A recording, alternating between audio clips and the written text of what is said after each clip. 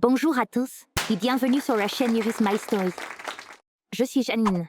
Une nuit, j'ai fait un rêve dans lequel j'étais dans le sous-sol de notre maison. En cherchant quelque chose, je ne sais pas quoi, j'ai découvert une pièce secrète.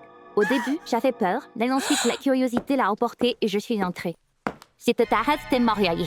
Je regardais autour de la pièce quand soudain, la porte s'est fermée derrière moi. Il faisait complètement noir et j'ai commencé à crier. Je me suis réveillée tout de suite. J'étais trempée de sueur. J'ai regardé autour de moi et crié. J'étais dans la chambre. Heureusement, ce n'était qu'un rêve, ai-je pensé. Soudain, j'ai réalisé quelque chose. La pièce secrète était réelle. Ce que j'avais vu dans mon rêve m'était réellement arrivé quand j'avais 5 ou 6 ans. Je cherchais le chat de notre voisin dans le sous-sol. J'ai entendu le voisin dire à ma mère que son chat avait disparu la veille. J'ai pensé qu'il pourrait être dans notre sous-sol, alors je suis descendue. D'une manière ou d'une autre, une porte s'est ouverte dans l'un des murs. Je me souviens être entrée dans la pièce cachée, mais je ne me souviens pas de ce qui s'est passé. Tout à coup, la lumière s'est éteinte. Il faisait noir comme dans un four, et j'étais morte de peur. Je suppose que mon cerveau a simplement effacé ce souvenir parce qu'il était trop traumatisant. Mais quand j'en ai rêvé, tout est revenu. C'était un souvenir clair, comme si c'était arrivé hier. Je ne pouvais pas me souvenir de qui m'avait sorti de la pièce. J'ai pensé que je pourrais en parler à ma mère.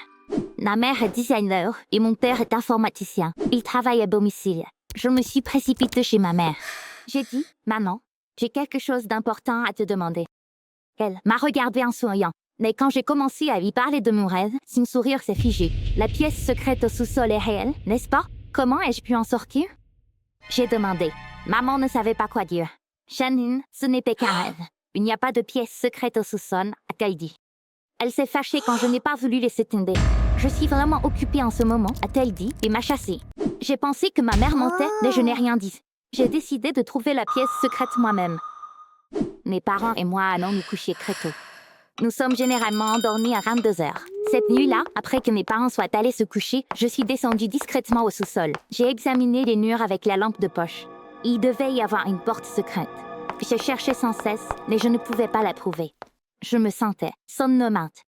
Quand je suis retournée dans la chambre, j'ai entendu des gens parler dehors. J'ai regardé par la fenêtre. Il y avait une voiture garée de l'autre côté de la rue et mon père parlait aux personnes à l'intérieur. J'étais vraiment surprise. Que faisait mon père dehors si tard? À qui? Pas avec lui? Le soir suivant, j'étais de nouveau au sous-sol après que tout le monde soit allé se coucher. J'ai eu une idée. Si la porte secrète s'était ouverte pendant que je cherchais le chat, je devrais regarder le bas du mur. Quand j'ai dirigé ma lampe de poche vers le bas, j'ai vu une brique qui dépassait. Quand je l'ai remise en place, j'ai entendu un mécanisme. Puis une petite porte s'est ouverte dans le mur. J'étais vraiment excitée. La lumière dans la pièce secrète s'est allumée toute seule. Je suis entrée. À l'intérieur, il y avait une table, quelques chaises, un canapé et un tas de placards. Il n'y avait pas de toile d'araignée. Il semblait que la pièce avait été nettoyée récemment. Il y avait un Tokiwoki sur la table. Quand j'ai ouvert le premier placard, j'ai crié. Pas possible. Il y avait 2 énormes fusils et 2 pistolets là-dedans. J'ai ouvert un autre placard. Il était rempli de conserves. Il était clair que cette pièce était conçue pour se cacher en cas d'urgence ou même y vivre pendant un certain temps. Quand j'ai ouvert le petit placard à côté du canapé, j'ai vu qu'il était plein de documents, d'enveloppes et de cartes. J'ai pris une enveloppe. Il y avait quelques photos dedans. Je les ramenais dans la chambre. J'étais impatiente de regarder les photos. Il y avait une photo de mariage d'un couple que je ne reconnaissais pas, une photo de bébé et une autre de 3 ensemble. J'étais confus.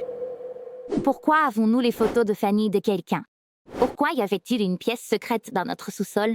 Quel était le rapport avec le Tokiwoki et les armes? Pourquoi ma mère m'a-t-elle menti en disant qu'il n'y avait pas de pièce? Qui étaient les hommes avec qui mon père parlait? Juste au moment où j'allais m'endormir, j'ai eu une idée. J'ai sorti toutes les photos une par une. J'ai pris des photos séparées de l'homme et de la femme avec mon téléphone. Puis je suis allée sur George Images. Cliquez sur l'icône de recherche. Téléchargez la photo femme. Pas de résultat. Téléchargez la photo homme. Cette fois, j'ai obtenu un tas de résultats. Mon père battait la chamade. J'ai cliqué sur le lien en haut. C'était un site d'actualité. J'ai commencé à lire. Ce type avait été un célèbre parrain de la mafia dans le passé. Il avait été le chef de tous les gangs de New York. Il y avait des milliers d'hommes travaillant pour lui. La police a travaillé longtemps pour rassembler suffisamment de preuves pour l'incarcérer. Finalement, il a été arrêté, condamné et a été condamné à la prison à vie. Personne ne savait dans quelle prison il avait été envoyé parce que la police craignait que ces hommes essaient de le faire évader. Maintenant, j'étais encore plus confus qu'auparavant. Pourquoi avions-nous des photos d'un parrain de la mafia et de sa famille dans notre sous-sol? Mon père travaillait-il pour lui? C'était une idée ridicule, et je ne pouvais penser à aucune autre explication. La nuit suivante, redescendue dans la pièce secrète. Je devais trouver plus d'informations. J'ai ouvert le placard où j'avais trouvé les photos. En cherchant à voir s'il y avait autre chose, j'ai trouvé une carte d'identité. C'était l'identité de la femme du parrain de la mafia. J'ai appris son nom. Sans signal, je suis retournée. J'ai cherché le nom de la femme sur Google. 2 résultats, 2 articles de presse sur un accident. Elle a perdu le contrôle de sa voiture à grande vitesse et a plongé d'un pont dans la rivière. Son bébé était avec elle. Ils sont tous les deux morts. Au lieu de résoudre le mystère, chaque nouvelle information rendait les choses encore plus compliquées. J'étais curieux de comprendre le sens. J'ai regardé par la fenêtre si la voiture vue la nuit dernière était toujours là. La nuit que... La lumière dans la voiture était allumée et je pouvais distinguer les visages des personnes à l'intérieur. Il y avait 2 hommes à l'intérieur, un conducteur et un passager. Le passager était mon père. Ils discutaient et riaient. Quelques minutes plus tard, une autre voiture est arrivée et se garait derrière eux. Une femme est sortie. Mon père est sorti de la voiture. Je n'en croyais pas mes yeux quand j'ai vu mon père et cette femme s'embrasser. Cette femme était-elle la maîtresse de mon père? Puis il est monté dans sa voiture et ils sont partis ensemble. Je devais dire à ma mère ce que je venais de voir. Elle serait certainement bouleversée, mais elle devait savoir que mon père avait eu liaison. Je suis entrée en pleurant dans la chambre de mes parents. Ma mère s'est réveillée et a crié « Janine, qu'est-ce qui ne va pas? Maman, papa te trompe. » Je l'ai vu de mes propres yeux. Il vient de partir avec une femme, ai-je dit. Ma mère m'a serré contre elle. Elle a dit calmement « Pourquoi n'es-tu pas venu si tard? Tu n'aurais pas dû voir ça. » Je lui ai demandé « Que sais-tu dire? Qui était ce crâne? » Ma mère a souri et a dit « Janine, c'est la femme de ton père. Ou plutôt, c'est la femme de l'homme que tu penses être ton père. » J'ai dit « Que veux-tu dire, l'homme que tu penses être ton père? Est-ce que cela a un rapport avec la pièce secrète au sous-sol? » C'était au tour de ma mère d'être surprise. « Tu as trouvé ça aussi? C'est un abri. » Allez, descendons là-bas. J'ai beaucoup de choses à te raconter, dit-elle. Nous sommes descendus au sous-sol. Je pense que tu en auras besoin, ai-je dit en lui donnant l'enveloppe avec les photos. Ma mère a dit, maintenant tu sauras tout ce que tu te demandais, et a pris la photo de mariage. Elle a montré l'homme et a dit, voici ton vrai père. Quoi? Mon père était un parrain de la mafia? J'ai cru. Oui, il était le parrain de la mafia le plus impitoyable du siècle, a répondu maman. Alors, qui est cette femme avec lui? Ai-je demandé. C'est moi, a-t-elle dit. J'ai dit, maman, ça ne peut pas être toi. Elle ne te ressemble pas du tout. Maman a dit, Janine, je ressemblais à ça avant. Ce que tu vois maintenant est le résultat de cette chirurgie esthétique. Les choses que j'apprenais étaient tellement scandaleuses que plus rien ne me surprenait. Quand j'ai dit à ma mère, l'Internet disait que tu étais morte dans un accident de voiture avec ton bébé. Elle a dit, c'est des fake news. La police a diffusé ça. C'est là que j'ai compris. J'ai attrapé la photo du bébé. C'est moi? Ai-je demandé. Ma mère a versé une larme. C'est toi, ma chérie. Ton visage a été transformé après 3 chirurgies esthétiques. Je suis triste, mais il n'y avait rien d'autre que nous pouvions faire, a-t-elle dit, et elle a continué à expliquer. Quand j'ai épousé ton père, il travaillait comme chauffeur pour un homme d'affaires. Il s'avère que cette personne était impliquée dans le crime organisé. Ton père a tout appris de cela et s'est impliqué aussi. Je pensais qu'il travaillait toujours comme chauffeur, et entre-temps, il était devenu un chef de la mafia. Quand je l'ai découvert, il était trop tard. Il s'était complètement transformé en criminel. Tu es né à peu près à cette époque. Ton père était hors de contrôle. Il était horrible envers ses hommes et moi. Je le détestais et j'avais aussi peur de lui. Finalement, je n'en pouvais plus, alors je t'ai pris et je suis allée à la police. Ils essayaient d'arrêter ton père depuis des années, mais n'ont jamais pu rassembler suffisamment de preuves.